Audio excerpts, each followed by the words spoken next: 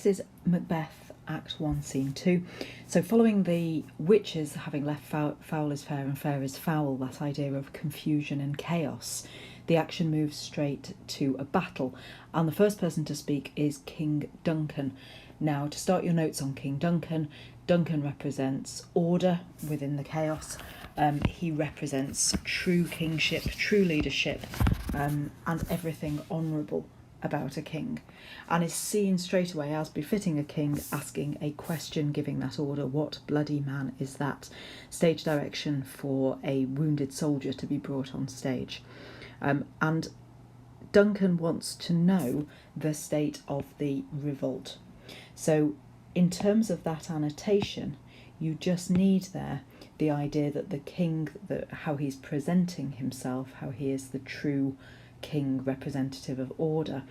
Also that he asks questions as a close reading exercise because of his control and authority, and the fact that he wants to know about the idea of revolt, that idea of the witches having promised chaos, the hurly-burly, is now occurring. Malcolm is Duncan's son.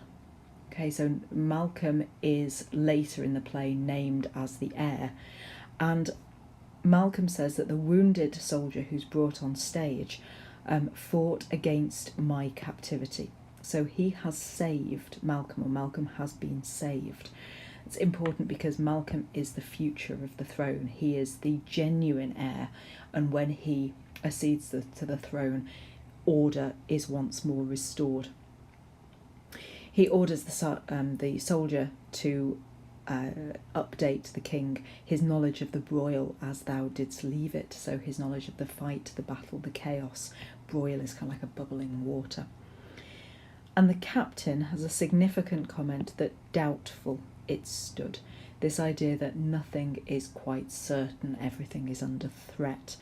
By the time the captain has left the battle, it could go either way at that point. They talk about the merciless MacDonald as being the rebel, and how he is fit to be a rebel because of the way he looks and the way he behaves. The multiplying villainies of nature do swarm upon him. Now look for insect imagery as you're going through the play, and also appearance and reality as being an issue. Gallowglass is a type of soldier, as is a kerner's person. And then you start to get mentions of fortune and fate, and it's again worth picking those up. Just because Macbeth does not leave things to fortune or fate, he tries to take things into his own hands, and he repeatedly kind of misreads or misjudges or misinterprets. Basically the idea that MacDonald was too weak for brave Macbeth. So straight away, the second mention of Macbeth, you've got that epithet, that kind of label. I do the I the right way around. Brave on him, and brave at that point meant both courageous and good.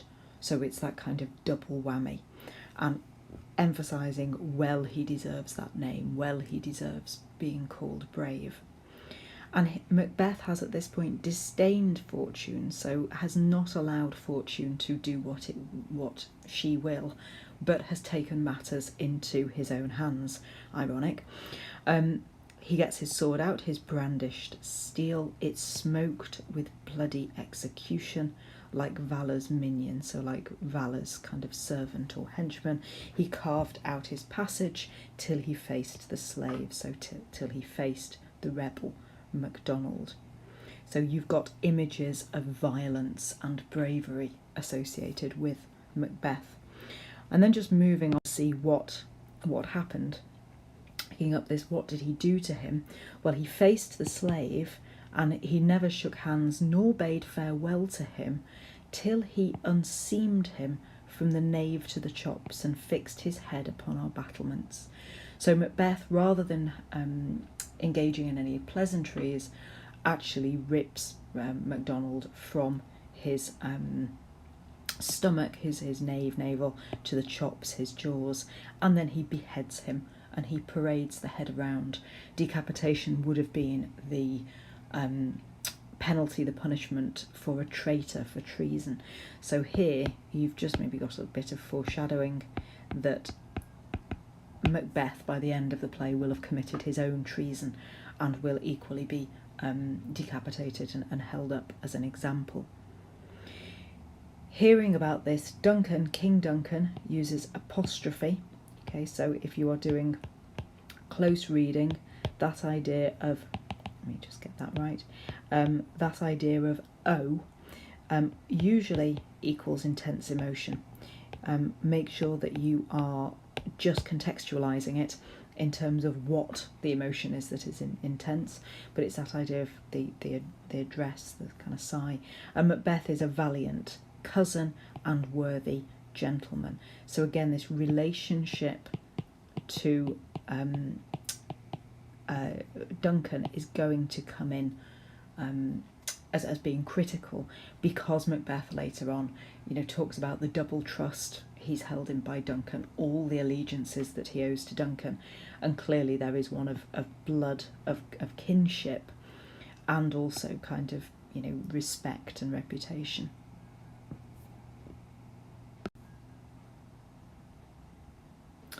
Okay, so then they carry on talking about what's gone on in the battle. Duncan referred to as King of Scotland, listen, Duncan, listen.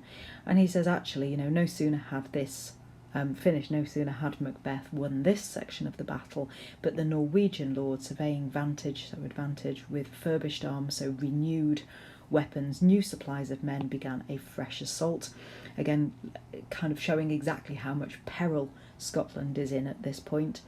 And rather than this dismaying Macbeth and Banquo, the captain says how they stepped up, how they reacted to it. And the comparisons here, he said, well, it only dismayed them if, sparrows, eagles, or hare the lion, they did not view this attack as a threat. They viewed it as their prey item. So here, in these kind of similes, I guess they are, as then Macbeth and Banquo are the lions looking at the sparrows, or no, they're not the lions looking at the sparrows, they're the lions looking at the hares, or they're the eagles looking at the sparrows. So the idea of Macbeth actually being associated with predators, and that is interesting because it's good in a battle context when he's doing what he should be doing, but it's going to take on kind of disturbing connotations later when he's actually plotting to kill the king. If I say sooth, if I say truly, I must report they were as cannons overcharged. And just make a note about doubling, because there is the image of doubling comes in quite a lot, but here it is positive in terms of they absolutely renewed and multiplied their efforts to fight. Look up Golgotha, I think it's the hill where Christ was crucified, so it's this kind of scene of a biblical kind of proportion or so. The captain says he's going to faint. Duncan allows him to go for help. And then Ross and Angus come in as they know what's going on, and they actually just bring news that Norway himself, so the King of Norway, who is leading the other side's army, has terrible numbers and has been assisted by that most disloyal traitor, the Thane of Cawdor. So they fight, and then the fight, and then the victory fell on us. So the battle is confirmed as won in this latest instalment of news, but it's worth picking up this bit because the first time you hear the title Thane of Cawdor, it is within the context of the most disloyal traitor. So it's almost as if, kind of this in the structure of the play, that title, that honour, is accompanied implicitly by the idea of treason and lack of loyalty, because Duncan is going to award Macbeth the title Thane of Cawdor as reward for his bravery and valour. So He now says, to end the scene, looking in there, Duncan, no more that Thane of Cawdor shall deceive our bosom interest. Well, that's kind of ironic, because he's just handing over the title to somebody who, in the next scene, like one of the earliest things, talks about murderous thoughts the minute the potential prospect of the crown is dangled in front of him. So, no more shall that Thane of Cawdor deceive our bosom interest. Well, no, wrong. You're just getting a new Thane of Cawdor to do it. And this is quite brutal, quite blunt. The order for the execution of the old Thane of Cawdor, go pronounce his present death. And again, you get that kind of conflation of Macbeth with kind of Thane of Cawdor, traitor, ship, treason, etc., with his former title, Greet Macbeth. So give Macbeth the title. Ross says, I'll see it done. It ends on a rhyming couplet. So that idea of finality, decision, authority.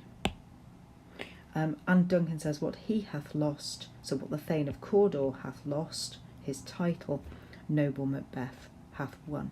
So you end up with that antithesis, that contrast in the line. And we talked last time about equivocation.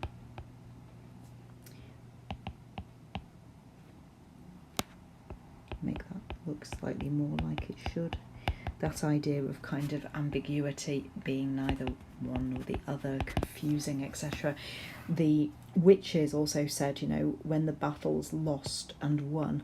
And it's this idea that, you know, things are in flux, things are sort of uncertain, things are two-sided. But Duncan unwittingly kind of echoes the witches at that point. And you have to decide to what extent you think the witches kind of pervade the play, that their influence is pervasive, it goes all the way through the play, or it permeates the play in terms of it flows through it all. So there is that idea of the witches and their prophecy and their knowledge there. And the audience would pick up on those linguistic echoes, and there's going to be quite a lot of them through the play. Characters start to sound like or imitate each other, or unwittingly pick up on things that other characters have said. If you were had any of this for an extract, then looking at shorter lines on the blank verse, looking at longer lines, looking at things like shared lines are all useful. You can refer to shared lines, and it's absolutely fine if you do.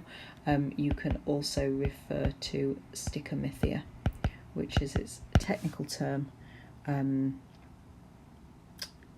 A shared line is hemi-sticomythia. A sticomythia is alternate lines. Hemi-sticomythia is a shared line. And it indicates pace. Look at, if you find one in an extract, look at the relationships between the characters. You know, here you've got Duncan reacting very quickly to that. Use your glossary in your book to come up with these different references. And there you go, so just circling a few. But generally make sure that you've picked up on the ideas of violence, you've picked up on chaos, you've picked up on the fact that this is a masculine arena, that blood, destruction, that Macbeth has to be your archetypal hero. Let me write that in blue in this gap. Your typical hero. Okay, so your archetypal hero. He has to be this kind of warrior whose bravery is unquestioned.